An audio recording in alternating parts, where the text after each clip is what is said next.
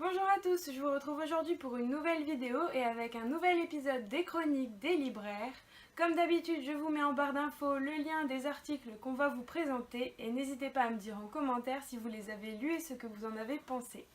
Bonjour à tous, aujourd'hui je vais vous parler d'une petite collection qui est une collection régionale qui est chez Ravensaux et qui s'appelle Polar Honor Junior. Comme c'est une collection régionale, eh bien j'ai envie de mettre à l'honneur aujourd'hui Hervé Hernu qui est un auteur arageois. Hervé a d'abord écrit deux petites enquêtes, Sous le clair de lune et À la poursuite du trésor, et la nouveauté, Le monstre des boves. Donc, la particularité de ces petites collections, c'est qu'elles sont destinées à des enfants à partir de 8 ans et qu'elles mettent en scène les enfants. Ce sont eux qui mènent l'enquête. Et ici, dans Le monstre des boves, eh bien, on a Léo et son ami qui se retrouvent à Arras. Et lors du marché, accompagnant leur maman, ils vont découvrir sur le sol des petites marques qui représentent des rats ou des dragons ou d'autres signes qui permettent ainsi de visiter Arras. Au moment où ils marchent sur l'un de ces symboles, celui-ci bouge et donc les deux amis décident de soulever ce petit cercle de cuivre afin de voir ce qui se cache dessous. Ils vont découvrir un stylo. Ce stylo leur semble bien étrange et à cet instant, un homme assez bourru va s'adresser à eux en leur disant que c'est le sien, que c'est son stylo et qu'il faut qu'ils le rendent. Mais comme il est très agressif, les enfants sont un petit peu en garde et la maman va leur demander mais à qui appartient vraiment ce stylo, et eux, tout bonnement, vont dire que c'est le leur et qu'ils ne veulent pas le donner. Vous allez donc, grâce à ce petit roman, découvrir les souterrains d'Arras, les Boves.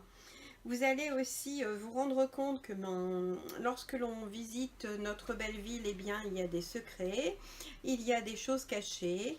Et je pense qu'il va vraiment plaire aux enfants à partir de 8 ans, mais également aux plus grands, parce qu'on mène l'enquête et on peut, à l'aide de ce roman, se promener dans la ville et découvrir les beautés de notre ville, et puis mener l'enquête également. Voilà, donc entrez dans l'aventure, dans les Polars en or, chez Ravensaux, Polar en or Junior, de Hervé Hernu, donc une belle petite collection qui vous permettra de découvrir notre région. Alors, j'ai beaucoup aimé ces petits romans parce que les enfants sont impliqués, ils peuvent mener l'enquête et puis ça leur permet de visiter aussi notre région. Il y a aussi un petit peu de mystère, il y a un petit peu de choses cachées, des choses qui font peur, pas trop mais un petit peu. Et puis je pense que les enfants vont adorer lire toutes ces aventures. Donc je donnerai la note de 9 sur 10 au monstre des Boves, Danger dans les souterrains d'Arras. Voilà, bonne lecture à tous. Aujourd'hui, je vais encore une fois vous présenter une bande dessinée. Donc il s'agit de L'étrange boutique de Miss Potimari, le tome 1, La boîte à secrets, qui vient tout juste de paraître aux éditions Jungle Kids. Donc il a été écrit par Ingrid Chabert et illustré par Séverine Lefebvre. Alors, cette BD raconte l'histoire d'une petite fille qui s'appelle Betty et qui fête son anniversaire avec sa famille. Une personne de sa famille va lui donner de l'argent pour qu'elle achète ce qui lui plaît et elle va donc tout de suite courir dans le centre-ville pour faire des achats et elle va découvrir l'étrange boutique de Miss Potimari. Donc cette boutique, c'est une librairie qui vend des vieux livres, des livres de collection, mais aussi des objets d'art. Et elle va découvrir une boîte chinoise qu'elle n'arrive pas à ouvrir mais qui va beaucoup l'intriguer. La vendeuse, donc Miss Potimari, va lui recommander d'être très prudente avec cette boîte puisque tous ceux qui l'ont possédée ont vécu des choses extraordinaires. Le soir, Betty va rentrer chez elle, va essayer par tous les moyens d'ouvrir cette boîte mais ne va jamais y arriver. Elle va donc envoyer cette boîte par terre et va se coucher et le lendemain, quand elle se réveille, elle se rend compte que la boîte a été ouverte et elle se retrouve propulsée dans le corps de sa mère au même âge, donc quelques dizaines d'années plus tôt. Au début, elle ne va pas vraiment comprendre ce qui lui arrive puisqu'elle va voir sa grand-mère beaucoup plus jeune et elle va devoir appeler sa grand-mère maman et se faire passer donc pour sa mère. c'est un petit peu compliqué. Et elle va faire la rencontre de fantômes dans sa maison.